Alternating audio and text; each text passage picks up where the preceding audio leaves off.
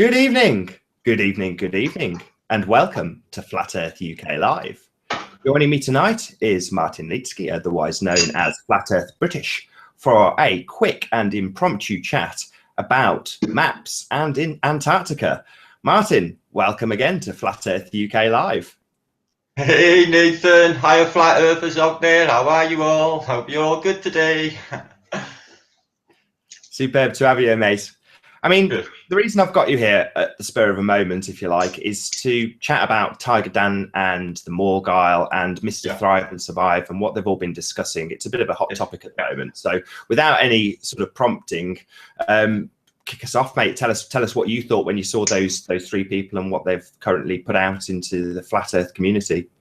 Well, I've been watching the progression of Tiger Dan's, the progression of his chart over the last week. I knew which way it was going, and I knew he was going to, by his last projection, do an Antarctica. I just knew this was coming. So I sort of expected it. So I sort of rehearsed it in my mind, if you know what I mean. I sort of must have been a bit prophetic on this. I'm not quite sure.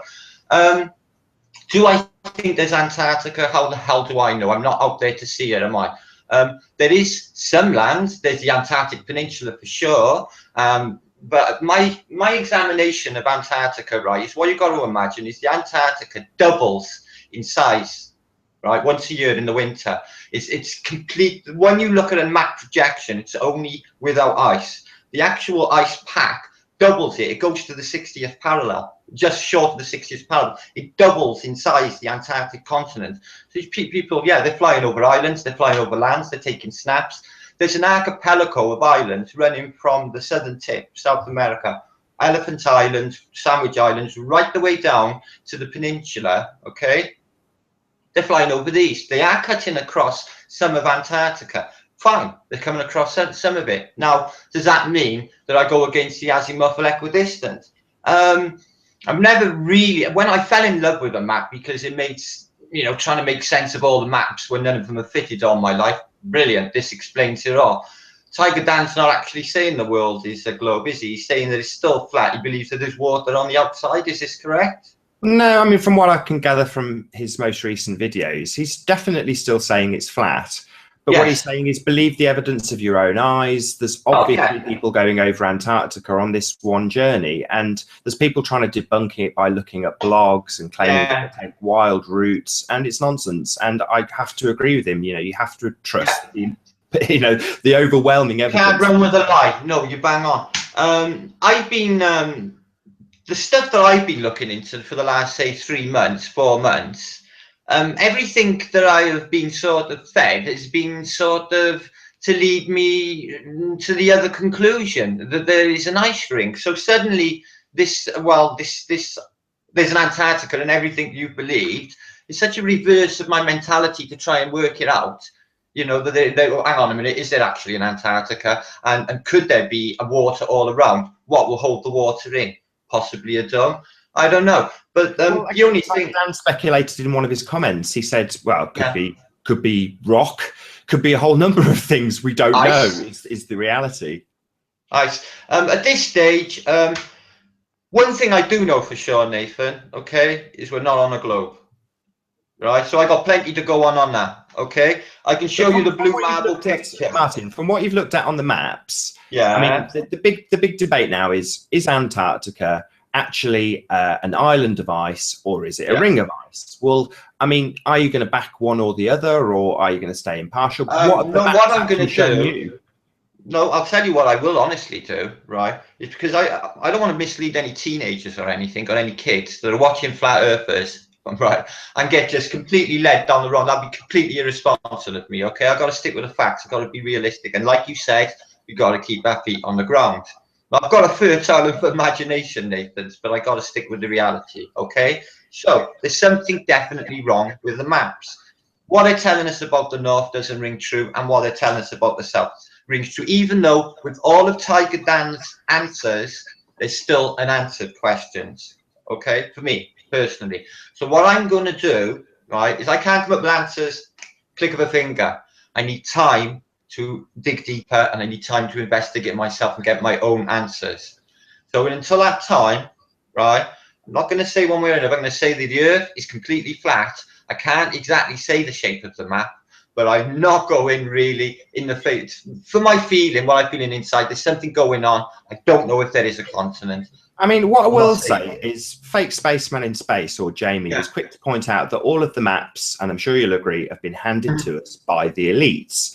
And it's not ridiculous to assume that the azimuthal equidistant map is just another layer of deception. It's been put there to be discovered. There's no coincidence that it's quote unquote hidden in plain sight, and it's not really being hidden. Jeranism said if there's a massive lie, to assume we could pick it apart or find it hidden in plain sight is ludicrous. It wouldn't be a very good lie.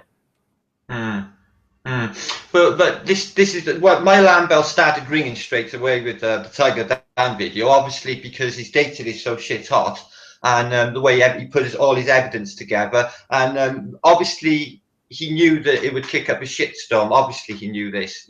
I've had people, Nathan, on to me with their lives like literally cracking up, honestly, like shattered with it all, and I'm not joking, really. Well, so it's had a really bad spiritual knock-on effect. Hate is one thing. I don't do hate. We've got this map and it answers questions. So really nice thing to be able to say to somebody holding up a wakey keyring, well, of course there's a ring of ice. Well, where have we got this information from? We've been handed to it by the elites. So why should we take any of it as read? Why should we assume that the azimuthal equidistant map has got any answers at all in it? At the end of the day, to be honest with you, Nathan, I'm going to dig deeper privately. I'm not going to make any. I can watch all of the YouTubes in the world. Will not make any difference to my own personal beliefs. I don't think you can go flat once you're flat. I'm going to get to this, to whatever's going on. Like you said, with the elites controlling everything, well, they're obviously controlling YouTube as well. A lot of the videos that are put on YouTube, pick them apart at your own leisure. A lot of it is bunk.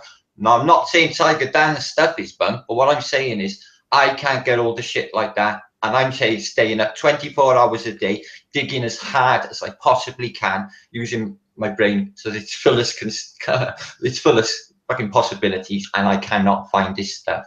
I'm trying and I'm going to get there, but I'm not like looking to corroborate his evidences and looking for the same things, but I have been looking for the same sort of manifests, and I have found one or two flights, but I'm not finding these 12,000, but I need to relook again. There's just too many inconsistencies. I got a magazine here, 1930s, the Ellesmere expedition.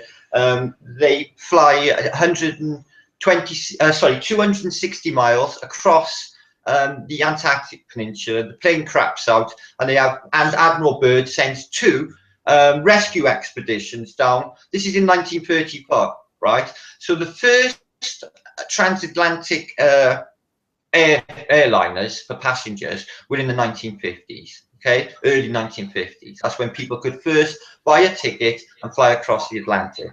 Okay, you with me so far? Yeah.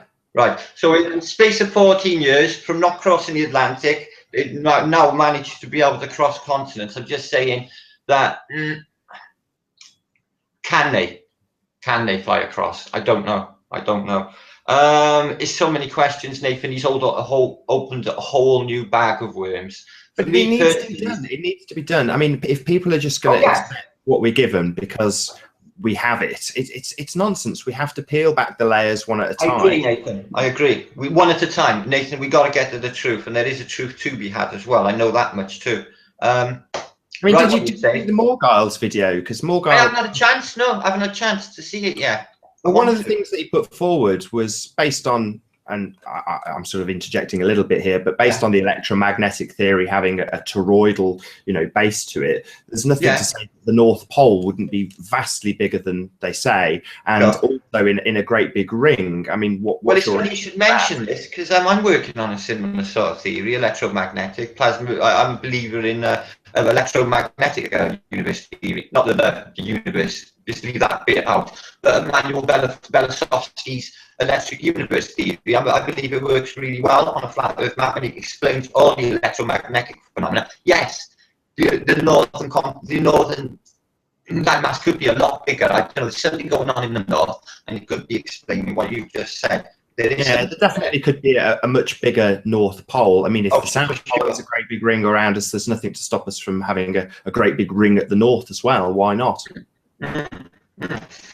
Martin, it's been a fairly impromptu discussion, and I think we've got out there that Dan has stirred up a bit of a storm, which needed. Everyone's saying, like, obviously they're saying he's paid by the government to unlike this information, blah blah blah, and all that. But at the end of the day, I'm going to dig deeper. I need to know the truth, and I'm not going one way or another. I'm going to stick with what I know. That's what I'm going to do. What I find out myself. That's what I'm going to go with. And then once I find it out, then I'll share it. Yeah, definitely. Yeah. Well, I think we'll sign off at a fairly early stage. Your sound's going a little. Yeah, I got to do stuff anyway. God bless you. Yeah, thank you very much for joining me, Martin. It's been a brilliant chat. I know it's been short, but thank you to everybody who's tuned into this very short and impromptu discussion on the maps and indeed Antarctica. Hopefully I will have Mark Sargent with me on Wednesday for Flat Earth UK 14. I've been Nathan Oakley. I will see you all in the next video.